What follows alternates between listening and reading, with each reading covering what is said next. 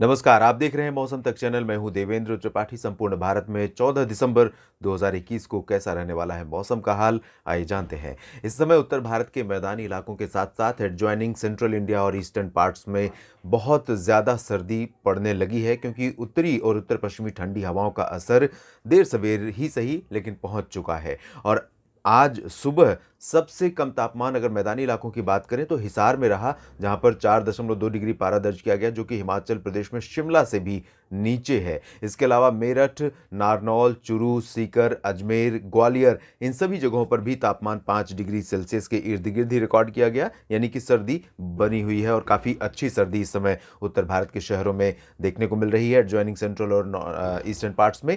और राष्ट्रीय राजधानी दिल्ली में भी 6.6 डिग्री पारा रहा और इसके साथ ही पिछले 24 घंटों के दौरान जो तापमान रिकॉर्ड किया गया, उसी के आसपास आज भी पारा रहा।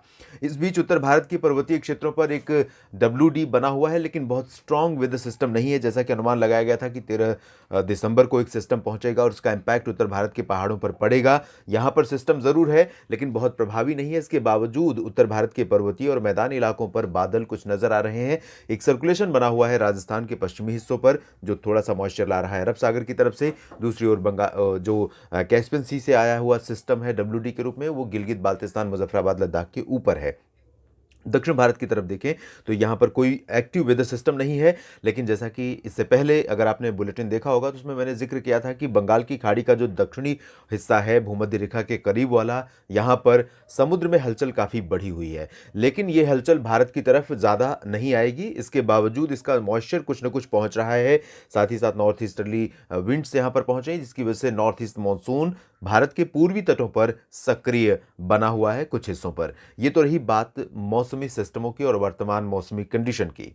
इन मौसमी स्थितियों के बीच में उम्मीद यह है कि उत्तर भारत के पर्वतीय क्षेत्रों में गिलगित बाल्टिस्तान मुजफ्फराबाद लद्दाख और आसपास के कुछ हिस्सों में हिमाचल प्रदेश में तथा उत्तराखंड में भी कहीं कहीं पर हल्की वर्षा या बर्फबारी की गतिविधियां हो सकती हैं, लेकिन वेदर सिस्टम बहुत प्रोमिनेंट नहीं है। इसकी वजह से ज़्यादा स्ट्रॉन्ग वेदर एक्टिविटी की संभावनाएं भी नहीं है, लेकिन उम्मीद कर सकते हैं 14 दिसंबर को कुछ हिस्सों में जम्मू कश्मीर में श्रीनगर और गुलमर्ग, कुलगाम, काजीगुंड, पहलगाम तथा आसपास के हिस्सों में लाइट स्नोफॉल की, साथ ही साथ लाहौल स्पीति समेत जो उत्तरी हिमाचल प्रदेश का हिस्सा है, जो उत्तरी क्षेत्र है लद्दाख से सटा हुआ, इन भागों में कहीं कहीं पर हल्की बर्फबारी की गतिविधियां हो सकती हैं 14 दिसंबर की रात में, या फिर उसके बाद 15 दिसंबर को, 14 दिसंबर शाम या फिर 15 दिसंबर की सुबह के समय।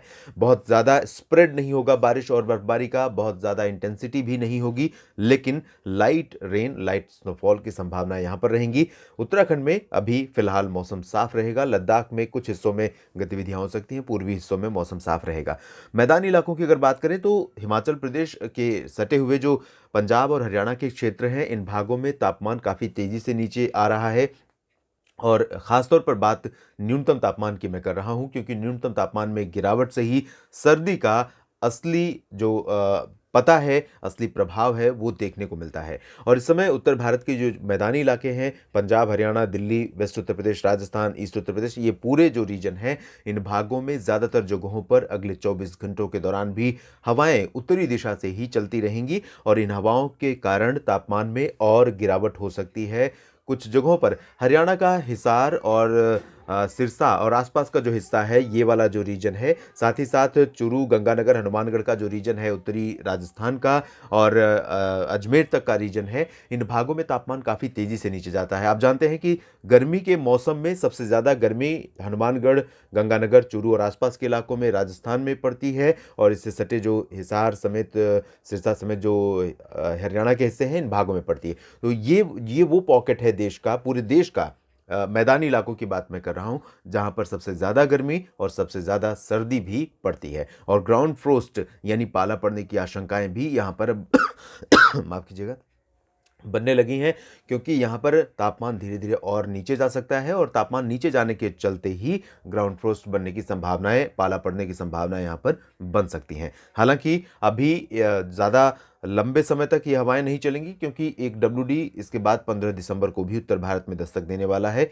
ये अलग बात है कि वो भी बहुत ज़्यादा प्रभावी नहीं रहेगा। पूर्वी भारत की तरफ आगे बढ़ें तो पूर्वी उत्तर प्रदेश में भी हवाएं इसी तरफ से चलेंगी और सॉरी, लखनऊ से लेकर लखनऊ, बहराइच और कानपुर, ये जो सेंट्रल पार्ट है, यहाँ से लेकर मध्य में अयोध्या, बाराबंकी, अमेठी, रायबरेली और सुल्तानपुर, और पूरब में वाराणसी, सोनभद्र, भदोही, प्रयागराज, जौनपुर, आजमगढ़, मऊ, गाजीपुर, बलिया, गोरखपुर, बस्ती, देवरिया, इन सभी भागों में भी पश्चिमी दिशा से हवाएं आती रहेंगी और इन पश्चिमी दिशा की हवाओं के कारण यहाँ पर तापमान नीचे लगातार जाएगा और अगले 24 से 48 घंटों तक काफ़ी अच्छी सर्दी यहाँ पर भी लोगों को देखने को मिल सकती है। और यही कंडीशन आपको दिखेगी झारखंड और बिहार तथा पश्चिम बंगाल के कई हिस्सों में। पश्चिम बंगाल में आमतौर पर बहुत ज़्यादा नीचे तापमान नहीं जाता है पूर्वी उत्तर प्रदेश, बिहार, झारखंड की तुलना में, लेकिन फिर भी यहाँ पर इम्पैक्ट रहेगा और यहाँ भी तापमान गिरेगा। सर्दी अच्छी खासी महसूस की जा सकती है इन सभी क्षेत्रों में।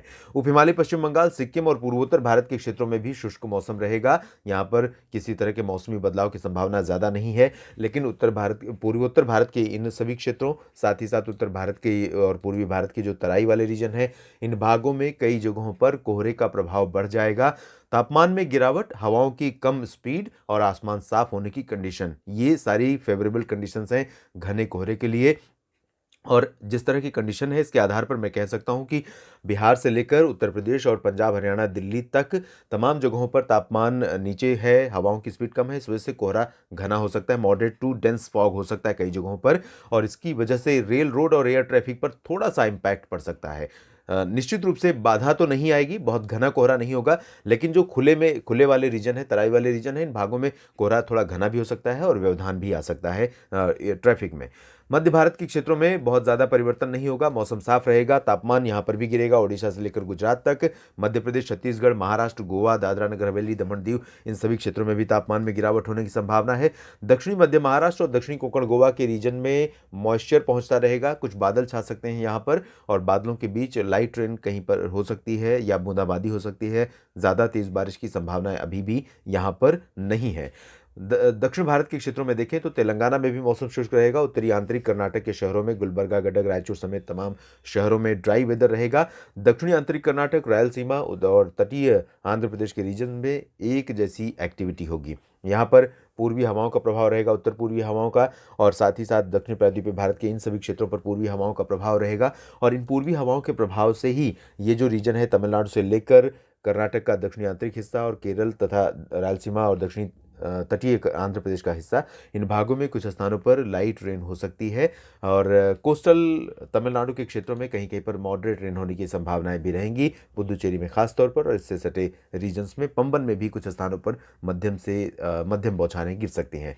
बाकी जो अंदरूनी इलाका है, इन भागों में लाइट रेन की संभावना रहेगी। अंडमान व निकोबार द्वीप समूह के क्षेत्रों में दक्षिणी भागों पर बारिश होने की संभावना है। उत्तरी क्षेत्रों में मौसम पूरी तरह से साफ और शुष्क बना रहेगा। देश भर के मौसम पूर्वानुमान के इस बुलेटिन में अभी इतना ही। धन्यवाद।